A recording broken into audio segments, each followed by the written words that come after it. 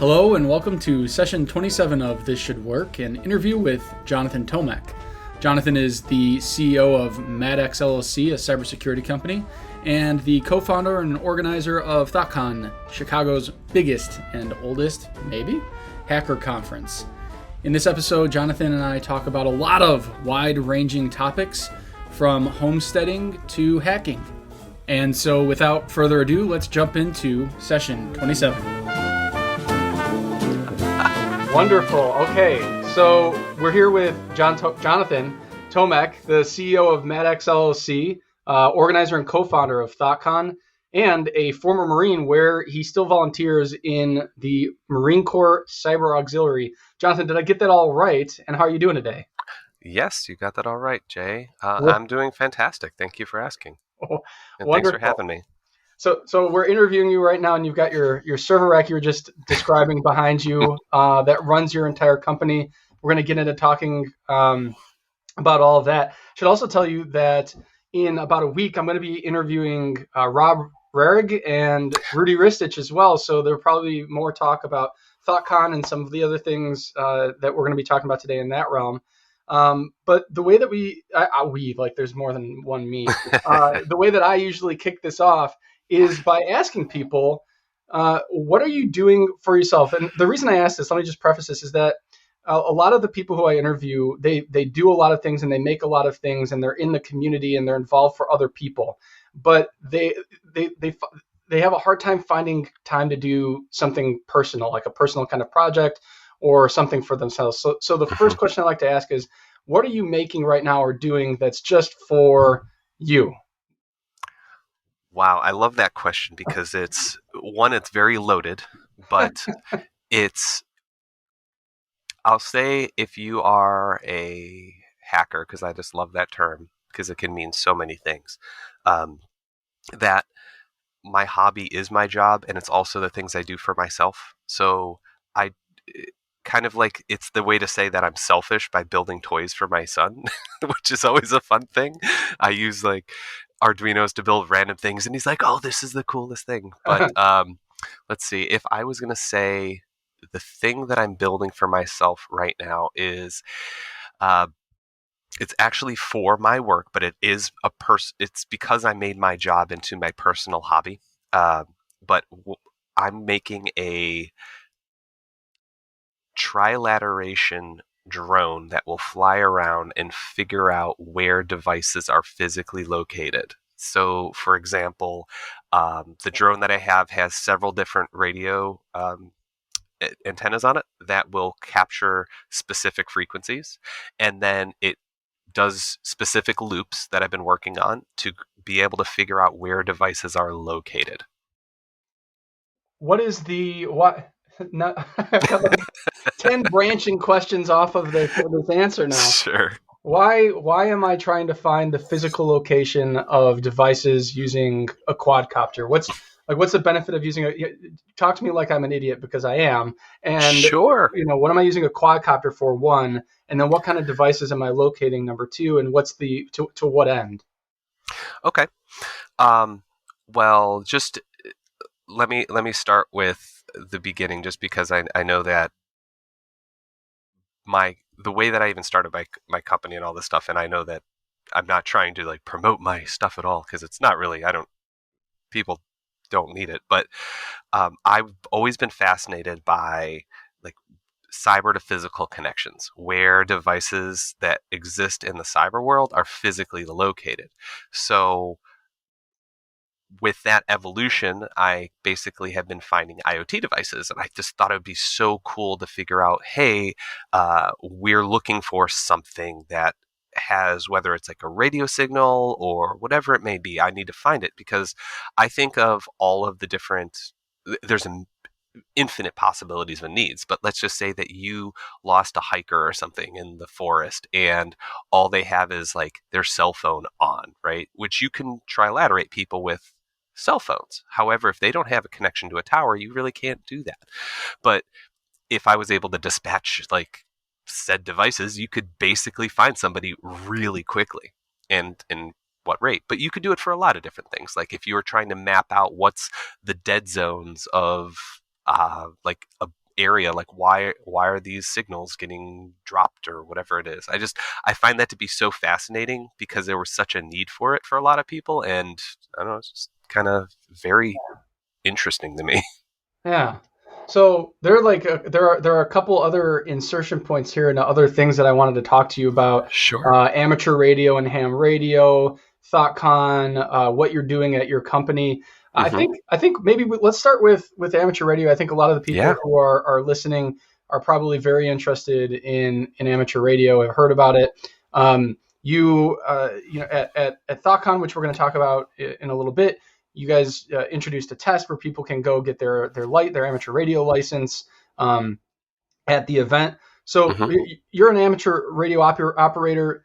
You're talking about trilateral, locating people based on different radio frequencies and stuff like that. Hmm. What is it about amateur radio and tinkerers and hackers? What's the appeal for you? What do you think the appeal is for other people? Where does that interest come from?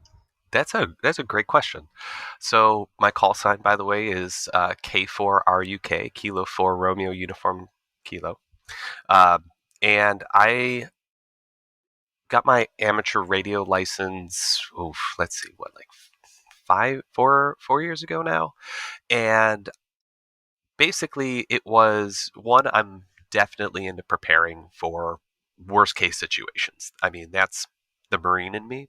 But I also like to hike and things like that. So I always want to be able to use a radio and be able to do whatever I want with it. But um, once if you're ever, you have to have a license in order to transmit. So I'm like, okay, well, let's look into this. Let's see what it takes. And then once I started learning a bit about like what that was, just the license, taking the test is really easy, by the way. I really encourage everybody to take it just because ham is so connected to everything in the maker world because radio signals to do everything, literally everything.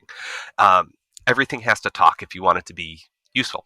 Now, with that being said, I I started learning as I was preparing. I'm like, oh man, I could talk to satellites. Oh, I could do this. I could do that. Like the ideas just start becoming endless, and it just spurred my interest in the hobby. Uh, and it it meshes so well with the hacker maker mindset to have a ham radio license because it forces you to kind of learn a couple of very basic things that you're supposed to know anyway, but even still it's it allows you to expand your mind to say, oh, I need to learn this part of it and then I can go off and build this thing. What you've mentioned a couple times, the hacker maker mentality, Hmm. and you also said uh, you learn when you get the license basic things you're supposed to learn anyway. Yes. So my question would be, what is at the heart of the hacker maker mentality, do you think? And what are the things, follow up question, what are the things that you're Hmm. supposed to learn anyway when you're getting your amateur radio license? Sure. So, well, first off, everybody wants to be safe, and safety is always a priority, even though they call it safety third. Um, that the premise behind some of the things that you're doing when you're studying for the exam is you don't want to use, for example, 100 watts, because 100 watts could be dangerous. So it's teaching you some of those basic things, but it teaches you ohms, it teaches you uh, just currents, all the different things that you're going to need for if you're going to do anything when it comes to circuits. But it teaches you also how to even build antennas to do like the basic theory behind it, like what the length is supposed to be, which would give you the best ability to, if if you're going to build a low rud device and you're needing it to go far, you're like, oh, well, I can't just slap on any antenna. It's just not. It doesn't work that way. So it teaches you some very basic fundamentals. Um, but additionally, it gives you a lot more insights into just how to think through building anything because I'm a big fan of electronics, of course, and that's my maker hobby. Even though I do a lot more construction with woods and stuff, and I can go into that because I build chicken coops. But um, the as I was going through the building of my circuit boards, I'm like, oh, okay, I can see that I need to pay attention to these things. And I guess you could call it a loose connection, but that ham baseline, having those fundamentals was very critical and core to all of it. So it just really meshes well with the whole mindset. Kind of like, if you want to be a really good chef, you probably should know how where the ingredients come from are made and things like that. Okay, so if I'm understanding, part of the maker mentality or the hacker mentality is understanding some of these more fundamental things about how what like the world of technology functions, Yes, or okay, absolutely. interesting. Okay, I'm going to put a pin in that because I want to talk a little bit about homesteading and things like that later. But we talked about Sure. ThoughtCon, Hmm. and so I think we got to dig into that now. So you run your own company. You've also you also organize and co-created this event that happens every year in Chicago. It's a huge hacker event. Almost it's edging up close to 2,000 people show up every year. And I've full disclosure been involved with some of the badge things with a really cool team of people, which is the badges that people wear for electronics at the event. But anyways, I want to. So what is ThoughtCon? I think first for the people who have not heard about it, what is this event that you co-created and help run every year? Sure. Well, thank you for all your hard work on the badges. It's really, really awesome. So ThoughtCon stands for 312 Con. That was the original idea. Obviously, words and lingo change over time, so we'll leave it at Right. that. But the original foundation for it was to give back, because the other founders and I, it was Nick, Jaku, and Zach. When we wanted to originally start a company, but we figured out the best foot forward was to start a conference, because we're getting all of the like-minded people together just to be able to express themselves. So whether that's learning new things like the ham radio thing, or tinkering with badges, being able to listen to presentations or give presentations for that matter on things that you're hyper interested. It was about expanding your mind, hence thought. Like, use your mind. So we've had so many variety of talks, not just an infosec conference that are only talking about cybersecurity, vulnerability things, but we've had even kids speak. I think one kid was, I think it was 13 or 14. He was speaking one year. We've had people build and talk about things, even talk about hacking foods. It's just a wide variety. But the idea behind it was just to get everybody together, because that's when everybody can share a lot of their common interests, and it really it gets everybody really motivated. And that's kind of our form of giving back, trying to keep it going, building upon it. Yeah, I think what's interesting to me about ThoughtCon is that on the face of it, if you're somebody looking in from the outside, like a fishbowl, and Hmm. you see this hacking event or this hacker event, I think most people's minds go to technology and everything that we've been talking about so far. But then you've got a hardware hacking village where there are people who are learning to pick locks. And you just mentioned a conference talk where you talk about hacking food, right? Hmm. And so it's more than technology. What kind of people? What is at the heart of like a person who comes to ThoughtCon? What are they really? Who are you appealing to? Who do you think comes to this, and why do they arrive there? You would be very surprised at the types of people that come. Um, it's really to spur curiosity. I find that to be one of the most important things.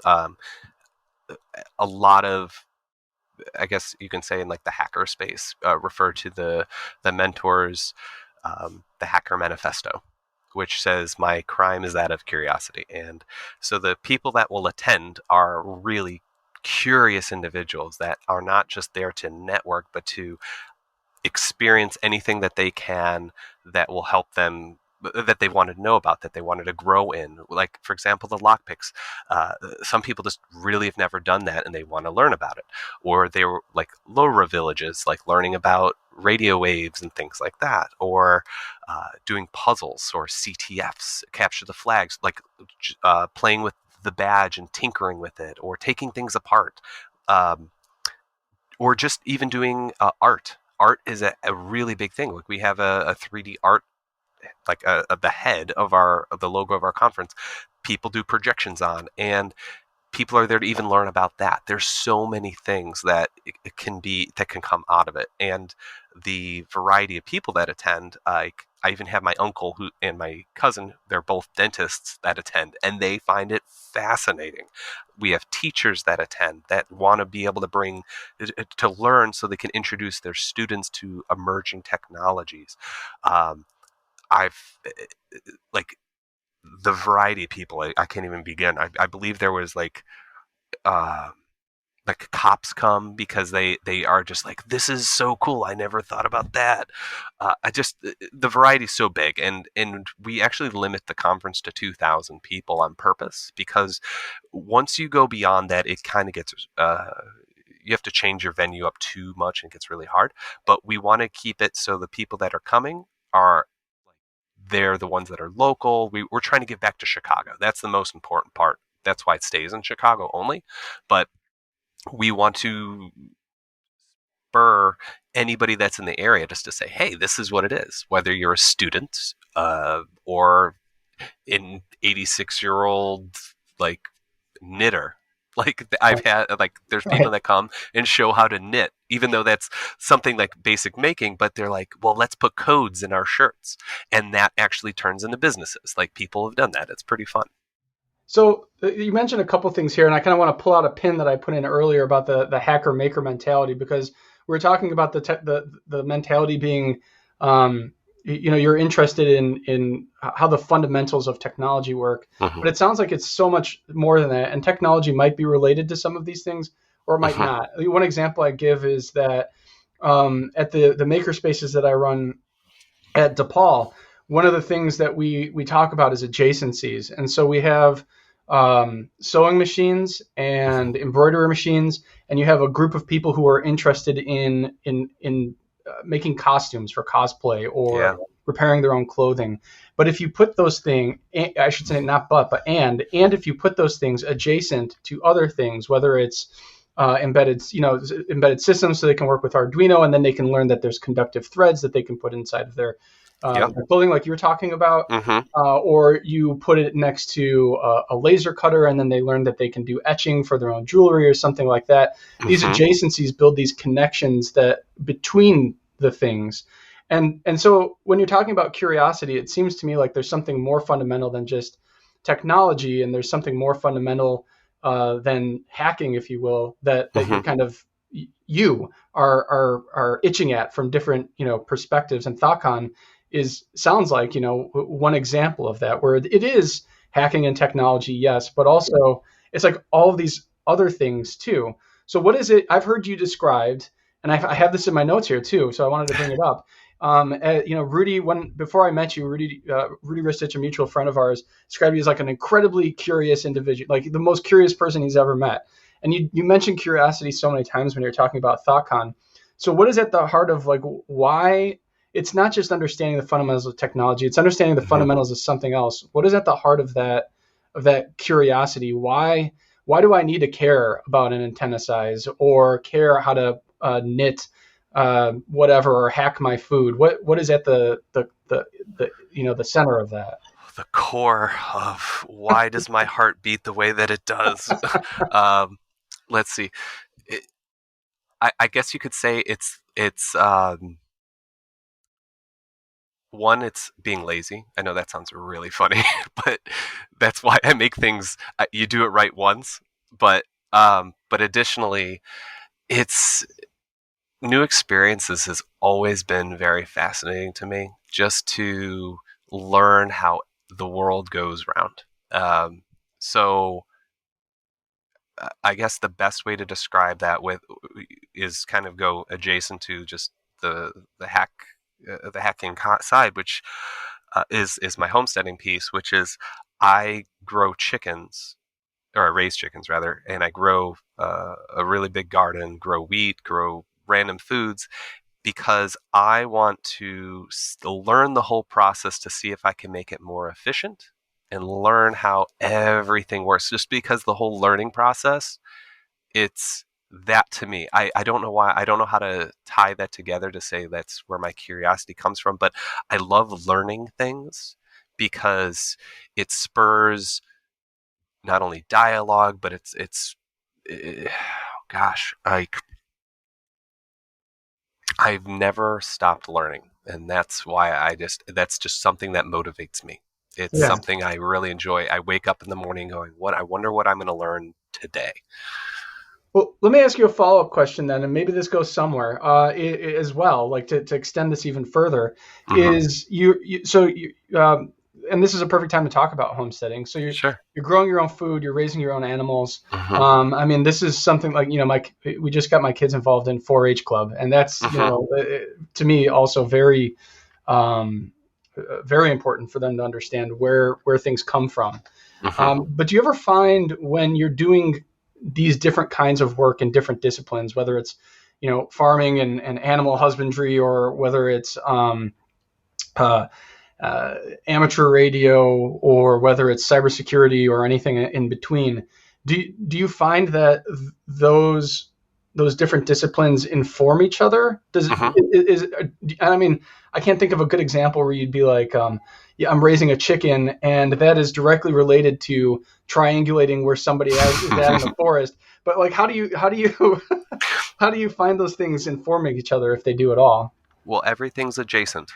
Yeah. Um, I liken it to, so the more you the more you start learning, the less you realize you know.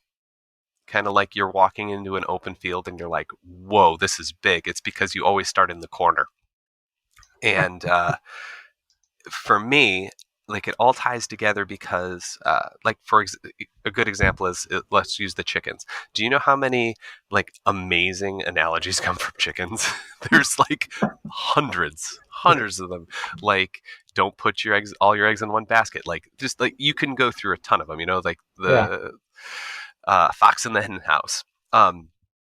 But I use a lot of my tech with just even that alone. Like I have automated my chicken coop. The door will go up when the sun rises and then goes down when the sun sets. I actually had to adjust the time because some chickens the ducks are slow. They just like to stay up past their bedtime. But like I have it alert me on temperature. The fan turns on when it's too hot. It feeds them. Like there's a lot of different pieces to it. And surprisingly, you can do a lot of it with Arduinos, but I have a little Raspberry Pi in there and it's super lightweight. And um, something I really wanted to do was put little NFC rings around them, see where the chickens are, what their normal habits are, to see if they like stick in certain spots, because then you could say, oh, what are they normally eating? Is this the most nutrient dense thing or something like that? And that's why it's kind of like all adjacent. Right. Everything is applicable over time. So Interesting. Do you ever find?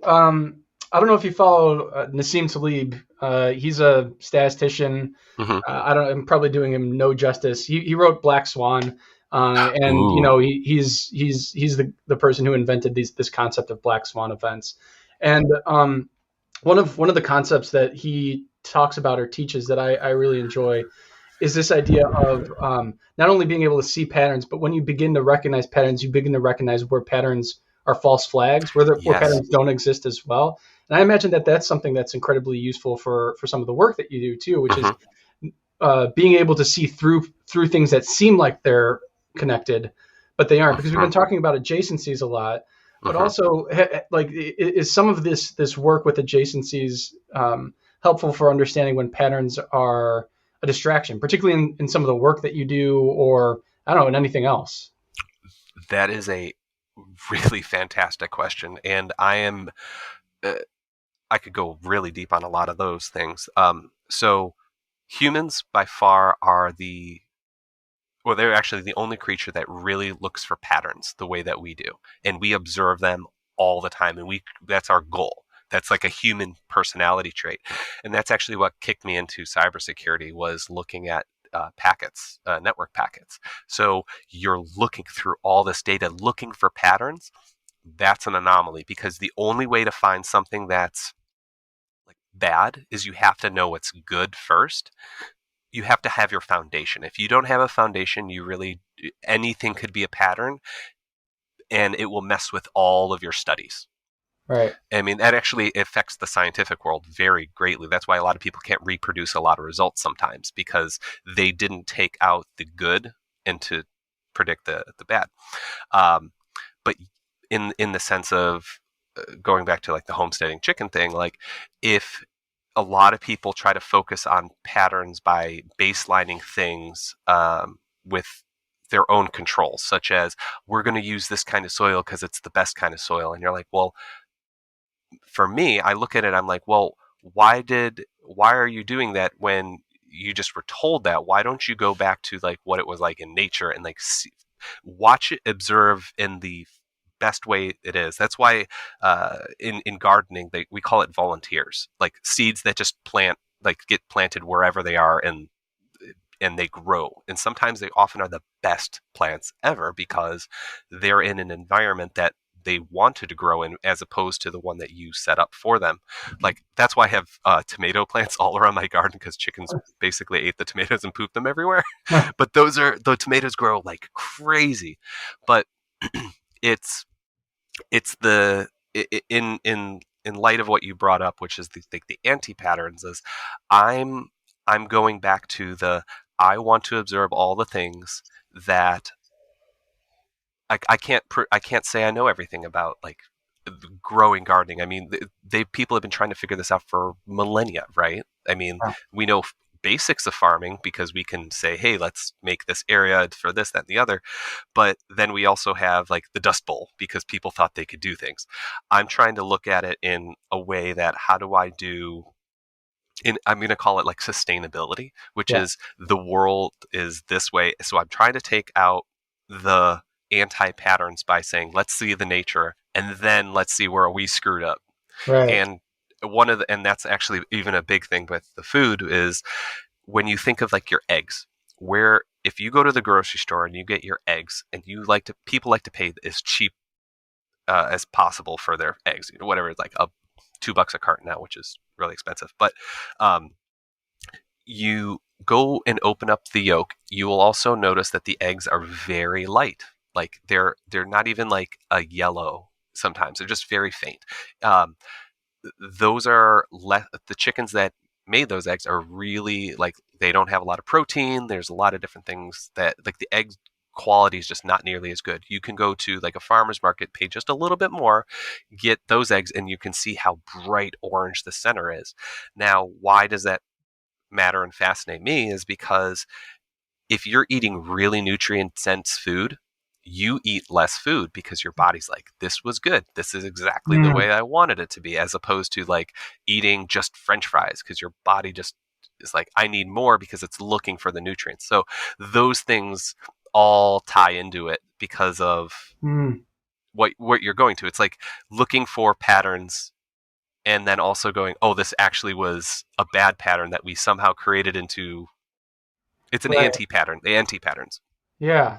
I was talking with another friend of mine who teaches down at Texas Tech. I met him when he used to teach at DePaul in game design. And I'm writing this paper right now about choice architecture and nudge, which are these, I personally find them to be distasteful kind of approaches to manipulating people into getting them to do things that we claim are healthy for them or better for them or whatever else. But the core of that is this idea that we create these complex systems around us, and then people don't understand how people live in those systems, and they don't understand how they were created or why they exist. Yeah. And it begins to foster this kind of, and this is just conjecture on my part, but it begins to foster this kind of incurious nature where we don't want to be challenged with new data or new information. And anyways, Bobby was telling, he brought up the same thing, which is kind of we're micromanaging people Mm-hmm. into incuriosity, or this inability or lack of desire to ask questions, Sure. such that we're getting back to book banning and restricting language, and I don't, all of these other things that I don't want to get Mm-hmm. political about, but I don't think it's political to say that these things are happening. and Mm-hmm. and I wonder what is it that, so getting back to like why we're driven by this curiosity, why you're driven to understand these systems and these complexities. What is it that we can do as people who maybe don't like to be challenged by uh, different things, or by things Mm-hmm. that challenge our beliefs? How do we get into something, and get started, like your ham radio test at Thoughtcon, Mm-hmm. or anything else? How do we begin to get that exposure so that we get back to a point where we can ask questions and be curious? Sure. So you said something pretty interesting to me, which is just that we're putting people in the situations that they're in now, and it's causing a lot of problems. I mean, is book banning anything new now? No, it's been around for a long time. Hell, there was book burnings. I will go absolutely as far to say that nothing is new under the sun. I Mm-hmm. love that statement because human traits now are no different today than they were ever in humanity. Because Mm-hmm. there will always be people that they, primarily around the world, everybody wants to live, laugh, love. That's it. Mm-hmm. They also want. Uh, we also have the same opposites, which is like, there will still be thievery, there will still be greed and power struggle, stuff like that. Right. The major change, though, was technology, which speeds everything up. So that's why everything over time is getting faster, faster, faster. It's not like social media is technically new. It's always been core to human traits. The difference is people have not adapted to it because technology opened up a different door. So you still have the same things of social dilemmas, etc. Now, in power can get greater because there's more technology to speed things up. So with all of that being said, just because that leads into how do you get people to do things that whether or not they don't or want to do, how do you get people to be curious? Um, Right. so I, not that I'm encouraging people to be parents, but I always encourage people to mentor others. That is a very important thing because that's probably the reason why I do a lot of things. Is I like to see people uh, open their eyes to things that they haven't seen, and then that blows their minds, especially children. Whenever you're talking to whatever age, um, they soak it in. You can explain like this is how the grass grows. They're just mind blown. Even if they don't understand all of it, they're fascinated by it because they're absorbing everything. It's kind of post that. I'm trying to think like what's the right time. I don't know. I can't put pins in it because it's different for everybody. But some people learn.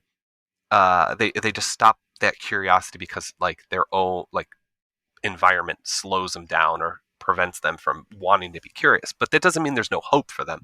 Right. But that's why I encourage that mentorship. But how do you have to find people that are interested in one small thing? Sometimes like the cooking part of it, or you could talk to them about a lot of different things. Maybe it's brewing beer, and then they just sometimes you give it to them, they take it and they run with it. Not everybody has every single talent of a lot of things. They might have one, and that's all that it is. I mean, that's why we have masters of domains. Like look at like Mozart. I mean, he was amazing at what he did, right? Right. He just had instruments. Like I wouldn't go and expect him to know how to cook though. Like maybe he did, but I'm just throwing it out there that some people are really good masters, and that actually is what causes some people that are curious to kind of not feel good and gives you imposter syndrome. I think that's probably a lot of hindrance to people as they feel that. But some people can kind of do that. I don't want to call it jack of all trades because some people can go beyond that. Jack of all trades is kind of like that negative term because you're a master of none. But you could kind of reduce that and have a couple of things that you really enjoy and then just grow from there and say, these are the 3 or 4 things that I'm really good at. Let's just keep going. And everybody has a hobby. I mean, I don't know anybody that doesn't. And to those that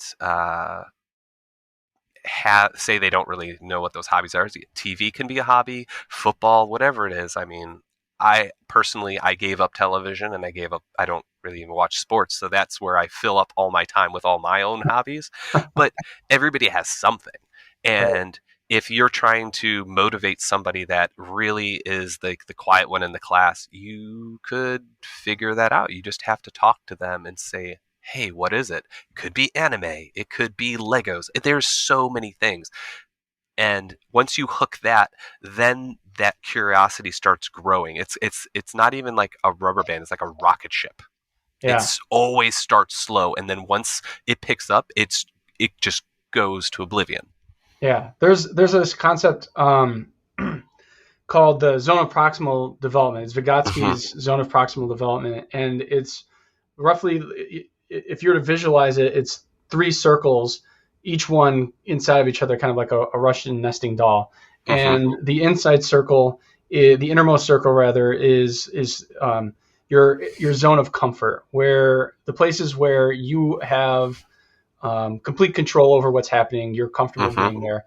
The next one outside of that is the places you can go if you have some assistance. If Yes. somebody's can help take you there. And then outside of that circle is like, the area of impossibility. You could get there, but you have to go through. You have to grow into that space first. Mm-hmm. And I like visualizing it like that because it's nonlinear, meaning Mm-hmm. from that inner circle you can move outward in any direction Right. into something that you're interested in. And I think of them as insertion points. So Mm-hmm. taking something that you're interested in and using that as an insertion point to get you into something else. So Yeah. it seems to me like an insertion point, and I could be wrong, for you is technology and hacking. And I'm looking at this. Maybe I'm wrong, but I'm looking at this server farm behind you as well. And and you run your own company called Maddox LLC. How do you like that for a transition, by the way? So what I want to what Segue. what I want to first of all tell everybody what it is that your company does. How long have you been running it? What's the elevator pitch, if you will?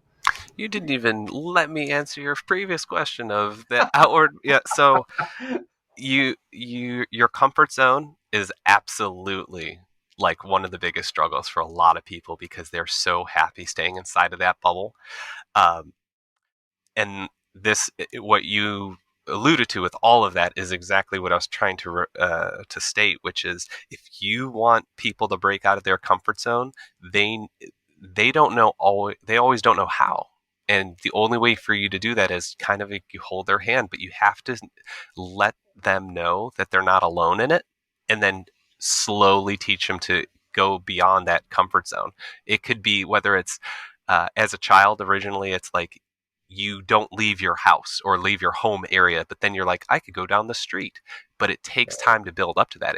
That's that breakthrough. And sometimes you have to teach them. Not everybody's naturally curious because they're very inward. I mean, meaning like they just never had that ability to experiment and know that they're going to be okay.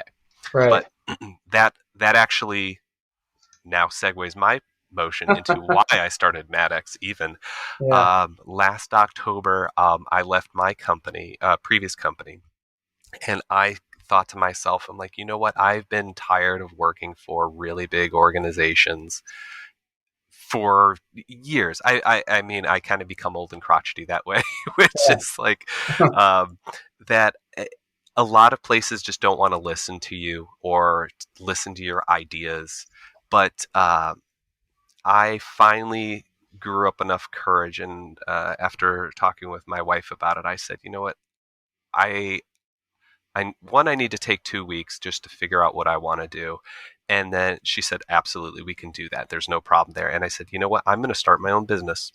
And she's like, why don't you? I said, well, there's a lot of risk. We went through a lot of we weighed a lot of it. And yes, it was definitely a big risk. I mean, not everybody has time or money to do those things. And I'll say that at the time I had unlimited because I basically didn't have a job, but I had just enough money that would have lasted me 3 to 6 months. Yeah. And so so I'm like, okay, at least I have kind of a conceived idea, and that was I wanted to map the entire internet because being in threat intel since for what a past decade, I always was looking for really quality data sets, and the only really quality data sets were those that provided context. And I've looked at, say, Shodan, I've looked at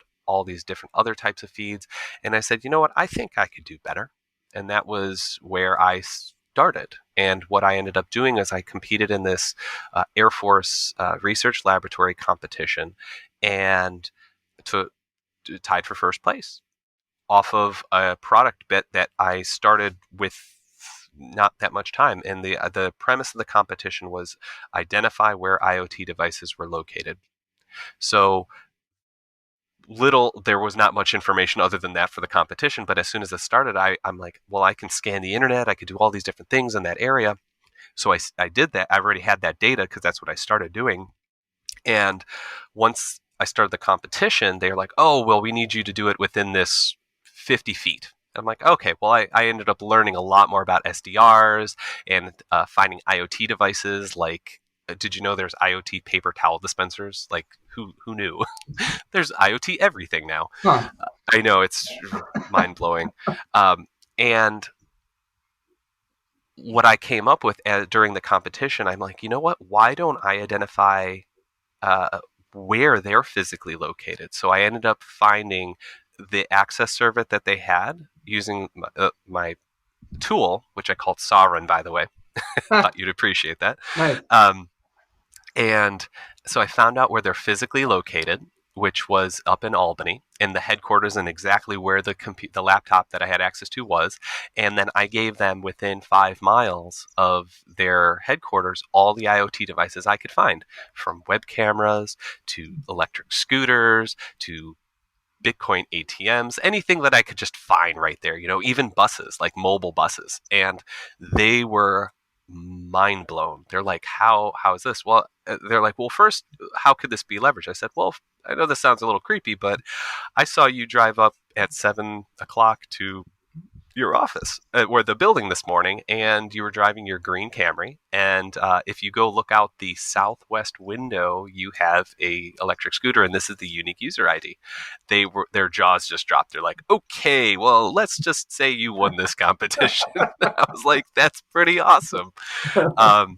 And I mean, it was above and beyond what they expected, because what they really wanted was stuff that was local. But so that actually gave me then enough of a motivation to say, you know what, I think I have an idea that's pretty baked. Let me just keep going. So I had to really step out of my comfort zone, because I had to obviously build a product and then also look for customers, which is,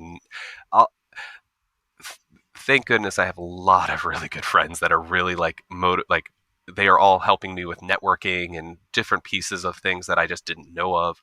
But like, they even introduced me to the SIBR program, which I really recommend you look into if you haven't. SBIR, it's Small Business Innovation and Research. Yeah. Oh, very few people know a lot about things like this, but they give you basically grants without having to raise money, and you could get like $50,000 to $100,000 just to hash out an idea for 6 months. It's really fantastic. And this is great for college kids too. But they give you basically like, here's the problem that we don't know about. Solve it. So that's kind of where I went and grew. But from then, I just kept working on my product, and here we are now. Just it's fascinating to see that it just kept going and kept going, and I finally was able to get a couple customers, and they were like, this is really cool. Changed everything. It's kind of like that, I don't want to call it a relief, more than like that first success, that win is it just really causes you to just be like excited and motivated. It refreshes you, it renews you. So a couple things that you mentioned kind of so you mapped the entire internet, you mentioned, and it seems to me that this is in some way related to our earlier when we were discussing understanding how plants grow Mm-hmm. in their own environment and kind of getting the entire lay of the land about how things are supposed to work in the environment. And then Mm-hmm. you're again talking about getting the entire lay of the land, but you're talking about that with not with agriculture, but Mm-hmm. with information security. Mm-hmm. And so maybe I should stop now because I don't know if there's a jumping off point here for you, but it seems like getting the lay of the land and understanding how things work is important at this macro scale. Oh yeah, And then absolutely. and okay, so and then it's not just getting understanding how things work at that macro scale, but you mentioned the satisfaction of getting that first customer, Mm-hmm. which for me in some way it seems to be related to the same idea of the satisfaction of growing your own food and being able to cultivate it for the first time, or Mm-hmm. so there's some like output to this that you're looking for as well. And I guess that's the question I'm kind of trying to meander towards in some way Mm-hmm. is it's not just understanding then, it's also having some effect and some measurable effect that you're able to identify. How do you know when you've gotten that because you might not even know you're working towards it, but then once you get it, you're like, oh yeah, I've finally arrived at the thing I wanted to do. It's like the satisfaction of knowing that so how do you get there? How do you know when you've arrived at that? Well, I think you would immediately know when you've arrived there because you would be so excited that you've Right. cracked the code or whatever it may Right. be. Um, it's the very first time you do anything that you've never done before is very rewarding. When the first time you pick your first lock by yourself is amazing. It's kind of like that transition from when you're a child to knowing you're an adult, that you did something. I'm going to say that it's artificial when it's graduating because it just doesn't feel real at that moment. Like, oh, I graduated college or high school or whatever it is. But it's when you are left to your own devices and you are able to succeed. It bypasses all of the burnout that you've ever had. It's like um, if you go on a date for the first time, that feeling of excitement and revitalization. Just you're just like, oh, I want to make sure everything is. It's that motivation. Like you're just on cloud nine. Um, but like when I was mapping out the internet, like it was very uphill, very difficult to even start doing some of those things. But I had to take it like one of my favorite sayings is, "How do you eat an elephant? One bite at a time." It's very hard, but you know what? The funny thing is, you also don't know along that process what's also good enough because to you it's one thing. Like you might think that you need to conquer the world. Like Elon Musk wants to go to Mars. Whether or not he gets there, I don't know. But he's done some really amazing things in the process that very few people could have ever done, from launching satellites to reusable rockets to vehicles and batteries, like all these things, right? Well, as you're going through your journey, it's going to evolve and change. Absolutely. I mean, mine did. Everybody's does. But it doesn't mean that along that way that somebody doesn't find interest. And that's actually what was very fascinating about what I was doing is I had this really big goal. I said it, I mean, it was really big, right? I mean, I still am not done with it, mapping out the internet. But there were derivative works within there that of as I was doing that people were really interested in buying. I'm like, oh my gosh, this was good enough for somebody. That's all I had to do. So that became one product. And then I kept going with what I'm doing because I know what I'm looking for, but there's a this was this was enough. Like you have to be perfection is the enemy of good enough. Always is and always will be. And I think a lot of people don't give themselves enough credit because that's why prototypes turn into some products. And that's also why people complain after there's a good product. Everybody will complain. I mean, even about movies, like there's no perfect movie out there. Well, there might be a couple perfect movies. Princess Bride's one of them.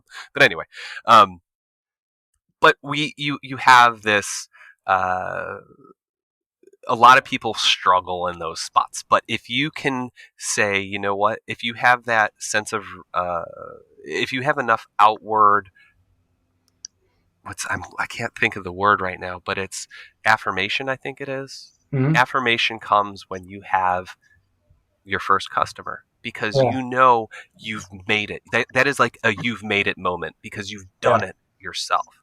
Yeah. That's, you just know. It's not like somebody has to be looking for it, like, Right. if that makes sense.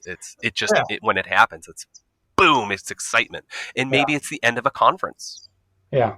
That's one that happens to me every Thoughtcon. I'm like, Right. after it's over, I'm like, woohoo, another one's done. Let's Right. start next year. Oh Yeah. man. But you're like, I want to do better. Yeah. So things like that. No, that resonates a lot. Customers are, I think, one example of um, the real world and something outside of your own mind challenging uh, your assumptions. I think the perfect is what exists in your mind, and then Yeah. the good is what exists outside of your mind. I talk to my students a lot about how, when you cut wood, it wants to be cut along a specific grain.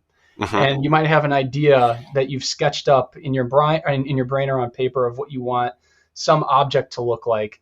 But then when you begin to work with the material, whether it's wood or metals or customers, they tell you that they want to do something else. And that's when that perfection Mm-hmm. becomes something different. It becomes an engagement with the world rather than, a projection of how you want things to be. Yes. And so that's really interesting. And I'm also reminded of, um, you do a lot of work with puzzles, Mm-hmm. and I think puzzles are another kind of, and puzzles. And you mentioned capture the flags and things like that earlier Mm-hmm. too. And it seems to me like puzzles are. It doesn't matter like what way you want to organize things. If Mm-hmm. you're playing with a puzzle, or if you're a participant in the capture the flag, what matters is not how you want things to be necessarily, but like how the obstacles that you have to get through to get to this endpoint. And I'm Mm-hmm. kind of, I don't know if this is making sense, but I'm wondering what you're interested is with these things, because it seems so central to these ideas of curiosity and engagement with the Mm-hmm. world and understanding things. And puzzles to me seem like a way for you to put something out there, and it's almost like a way to get people to understand you a little bit. Whether it's Mm-hmm. your toaster that I'm reminded of, or anything else. So, like, what are you thinking about when you're developing these puzzles? I love this question. But puzzles are bite-sized affirmation and serotonin injections. If you think about it, because you can now little by little solve little steps that you basically cracked a code and everybody gets excited. Yeah. It's a form of like the Socratic method, even, because you have to figure it out Yeah. by yourself, even with hints along the way, which is okay. But it also is me giving back, because I firmly believe that I'm going to say students, because I believe everybody's a student, but anybody that's doing a puzzle in a way is learning, so hence you're a student. But once you are learning this, once you solve that, you will never forget how, like, what you did. You're just like, oh my gosh, that's your stepping stone for going further. And every bite-sized thing you do causes you to have to learn more. And I'll say this is me being selfish, that as a teacher, I have to learn the most, because teachers have to know a lot of things. And students will end up teaching you about things too, which is kind of cool. But you have to also kind of like struggle with your words so you don't give away the answer. But you can kind of lump a lot of funny things when it comes to whether it's a foundational step, it's a historical thing that you have to learn about. Like when I do even like ciphers, you can learn stuff about the past. Like there's numerous instances of like, why did encryption even come into play, and you have to learn the history of it. And I love teaching history through puzzles because it's fun. Or you kind of force them to learn another language, or even think about like people that have a form of a disability or something. Like if you are blind, I've had a year where I had, if you've Dune's now in the theaters, but if you've read the books or watched the old movie, there's the box of agony. If Yeah. you put your hand inside of there, you're gonna feel pain. I made the box of agony, except it wasn't painful. But I still kind of went along the same theme, which is I put Braille inside of there. So you had to figure out how to read the message. And some people came up with really like innovative ways, which was one of them. They put silly putty on top. That was cool, but they couldn't take a picture with a camera because it would have been too bright. It was really problematic. So they like either learn how to do Braille, find somebody. It was really kind of fun. But it's you having to consider outside yourself. And that's that stepping outside your comfort zone is considering others' requirements. Yeah. Or even like if you're colorblind too, that's a big one. But you brought up the toaster, my DRM toaster, which Cory Doctorow even commented on, which I thought was really amazing. He really, really cool guy. But he came over and we were talking about it, and he's like, well, why did you do this? I said, well, do you remember a few years ago there was the Keurig 2.0 that came out? And originally it was a cool concept of being able to have the capsule cups that you put your coffee in and it would make your coffee. The original concept behind it was each lid had an NFC token in it that would say this is exactly the right temperature to brew said like coffee or make a soup, things like that. However, what ended up happening was, in this way, corporate greed, they made it so that you could only use their own K-cups. So then people had to figure out a way to get around that lock, basically. And what they did is they've poked holes in the lids and they like glued them on the top so that it would always read that. It was very fascinating how hackers got around it. But this is everyday people. They're not like regular hackers. Anybody could be a hacker, but that's really fascinating. It's a loophole, right? Making something do something it's not supposed to, hence hacking. But what I did with the toaster was I made this toaster only toast a specific kind of bread.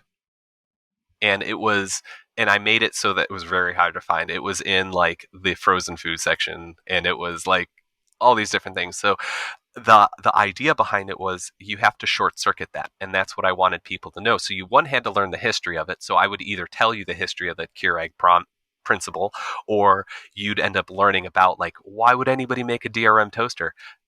Same reason that it's never going to go away. It's not like places don't do this anyway. So it's that concept. And then you start seeing it in everyday life.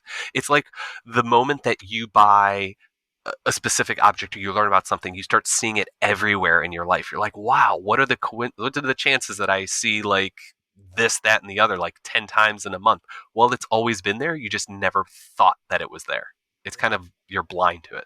So that's the premise. It reinforces your learning too, because then you start remembering it. What is it? You have to say somebody's name 3 times to like memorize it. Sure. It's something like that, but Yeah. you solidify your knowledge every single time, and every puzzle you do kind of causes you that injection, and you learn it, and then you start seeing it over and over again, and you want to tell people about it. And it's all of the things together, and that's why I give back in that form. This is like pretty much a perfect way to we're running up against an hour, and that's like I can't think of a better way to kind of wind it Sure. down. But before I close out, I like to ask folks if they're up to anything that they want to tell everybody about, or if there's a place that you want people to point to your Twitter or anything like that you want them, if they have questions or if they want to connect to you, where should people go? Twitter is obviously very easy for a lot of people, and that's just at Sakebomb, Sakebomb. But if they want to reach out to you, you have all my information. I'm also Sakebomb at Thoughtcon.org if they would like there. Yeah. But yeah, I should be pretty easy to find, even though you don't believe I am. You could look up my name. But I'm out in Northern Virginia. In case anybody is in the area, I like to see people's faces. It's always fun. But yeah, reach out. I love to talk. As introverted as I am, it's not that I'm shy. It's just I get my energy from reading books. I'm happy to meet with anybody. It's always fun. Awesome, Jonathan. Thank you so much for speaking with us, and appreciate you coming on. And thank you, Jay. All right. It's great. And that wraps it up for session 27 of This Should Work, an interview with Jonathan Tomek. As always, you can find This Should Work on iTunes, Spotify, Stitcher, or wherever you get your podcasts. Thanks for listening, and until next time, bye-bye.